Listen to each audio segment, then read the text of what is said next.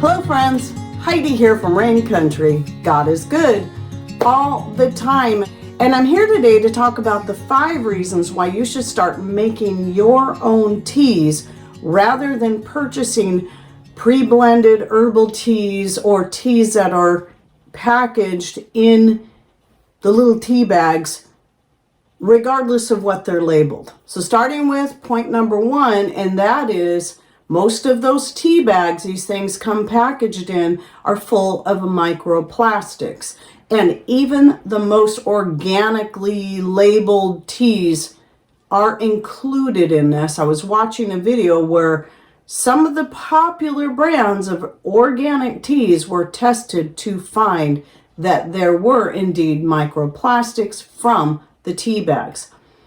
The second reasons is, again, even those organically labeled teas still had pesticides and herbicides in the tea itself. So I would say those are 2 very important reasons. Now, that's something I hadn't looked into till recently and was a little bit surprised, but not entirely.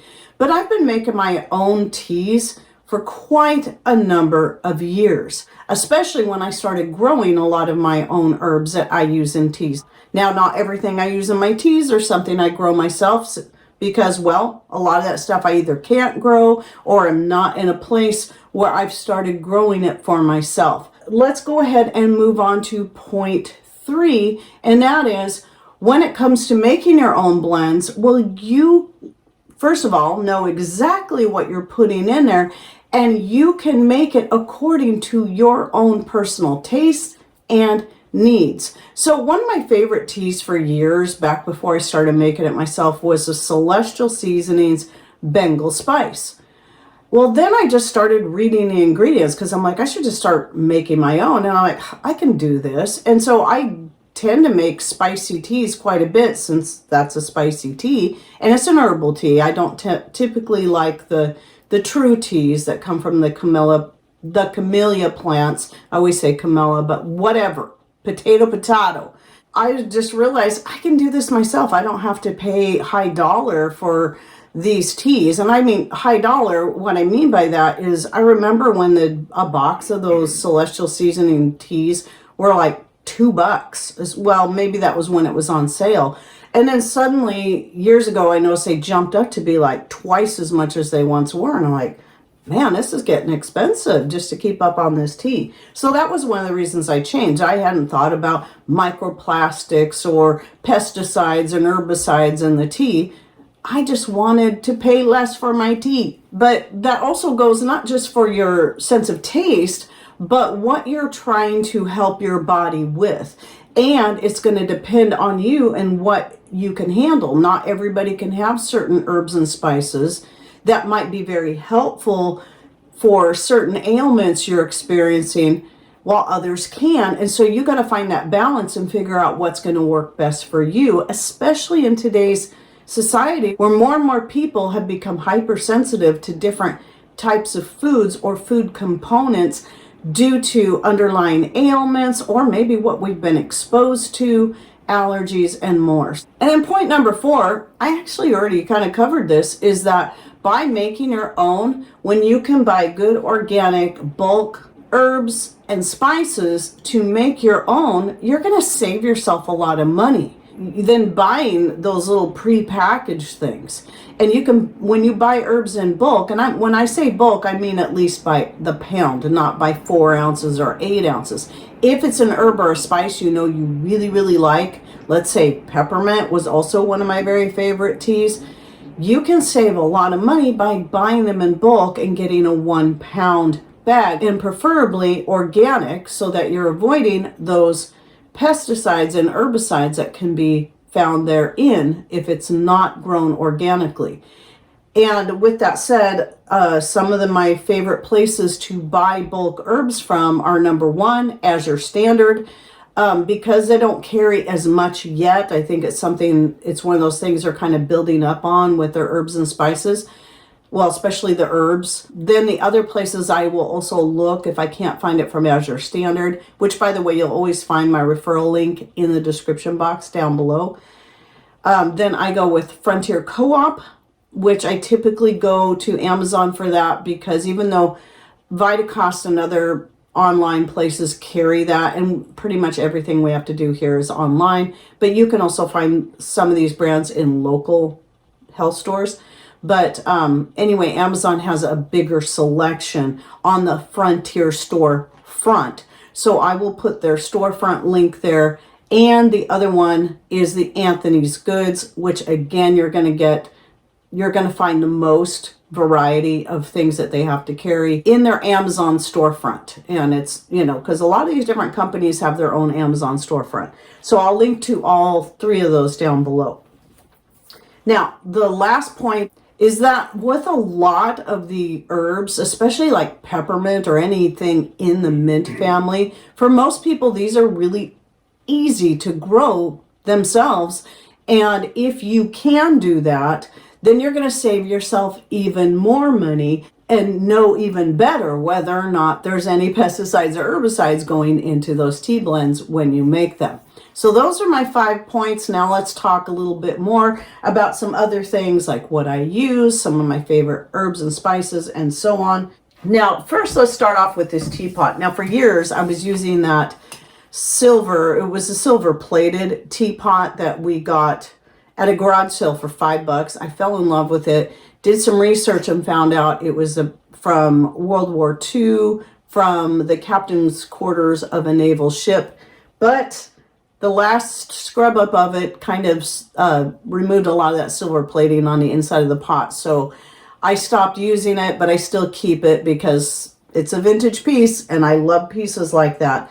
But in a way, I was kind of glad, because now it got me to look into, I actually have some tea in this that I made recently. And because I'll make a big pot of tea and, work through it in 2 to 3 days. A stainless steel pot, all stainless steel. There's all kinds of different ones. You can also get glass. I really like this one. I want something I can use on my wood stove or on my hot plates, or even just directly on my stove in here. And some people said that, I guess there were some complaints about this part here. It's the only part that's not stainless. Well, that's for good reason. And that is because this is one of the drawbacks of this particular teapot, as much as I love everything else about it, is that it's not hinged. So this top is loose. So when you go to pour it, you got to be able to, especially when you get closer to the bottom, you got to make sure you're holding this in place. And if this was stainless steel, it could get really hot and burn you. So the one of the things I really liked about it, though, is the size. Where my other teapot was just a quart, I can do a half gallon of tea with this. That's a half gallon right there. It doesn't look like it. But then also this thing here is what goes down inside it. And it might be hard to see, but it has got tiny, tiny little holes. And that makes it, maybe you can see better if I go this way. I don't know if I shine it through the light. If you look through it and have a light behind it, you can definitely see it's mesh. It's just a very, very fine mesh, which is what you want. And you just put that down inside your teapot. So typically what I do is when I'm doing herbs that I don't want loose in there, I just set this in here, put my dry herb in here. Like the one that's in here is the lemon bee balm that I grew this last year. And I'm finding I really love it as a tea. I just fill this up to about at least 3/4 of the way full of my dry herb. And then I pour my water over the top. And then one of the things I like about this is if I'm also combining it with some woodier items that need to actually simmer, such as cinnamon sticks, whole cloves, turkey tail mushroom, dried ginger pieces, etc., then I can put those in first, let it simmer for a while. And then what you'll want to do in that case is not fill the pot all the way full, maybe only fill it halfway full.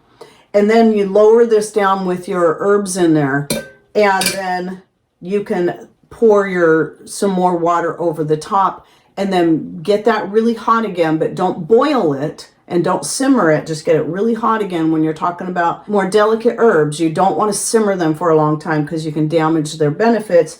Then you can remove it on the heat or keep it on a very low heat if you're working through it through the day, so you're not damaging those herbs. And that way you're getting the spices along with the herbs. Now, the other good thing about this particular thing being so fine is this is going to be necessary when you'll see back in that far corner are the dried mullein leaves. And mullein leaves can be kind of spiky. They get those little hairs, and that will get in your tea if you don't have it either in like a cotton cloth, which I've made tea bags out of cotton material, 100% cotton material. That's also an option. Or in something like this where it's going to stay filtered out of the actual tea that you're drinking, because otherwise it's not going to hurt you. It's just uncomfortable because those little hairs get in your throat and then make it itch really bad and then make you cough. So this is why I like this particular teapot. I will link to it down below. And then as far as just making a single cup, which sometimes I will do, Stacy had sent this from Off Grid with Doug and Stacy to me years ago. She gifted this to me when they first started selling their chocolate tea. She sent me that, and she sent me a pretty little sign that I'll show you a picture of. She's very thoughtful that way. But I really like this one over any other kind of tea ball that I've ever used. You just press this button, open it up. You want to fill it up and then close it. And one of the things you really like about it is that then because of the way it's made, you can stir this around in the tea or in the hot water.